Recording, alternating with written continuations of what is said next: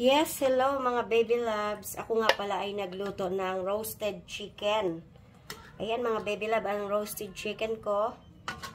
Ang sahog ng aking roasted chicken ay may ginger, luya at mayroong tawag doon, pineapple juice, nilagyan ng black beans and oyster sauce. Ayan ang mga ingredients ng aking roasted chicken. At mayroon niyang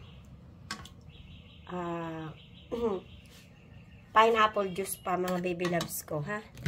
Ayan, lalagyan natin yan dito ng cherry para maging maganda ang ating, yan.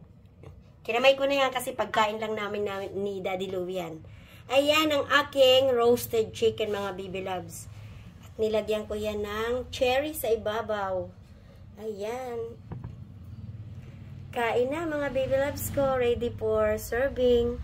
Ayan, yung mga hindi pa nananghalian dyan. Kain na tayo. Ayan, may malunggay yan mga baby loves ha. Ayan yung aking roasted chicken. Yummy, yummy na. Ready for lunchtime. Sa mga hindi pa kumakain dyan, panoorin nyo lang ang aking roasted chicken. Ay talaga namang napakasarap na nito. At mapapakain ka ng only rice pag natikman mo ang aking roasted chicken, mga baby loves. Ayan. At may kasama pang pagmamahal ni baby loves yan. Kaya talagang masarap at malinamnam ang aking roasted chicken. Ayan na. Thank you for watching. Bye-bye.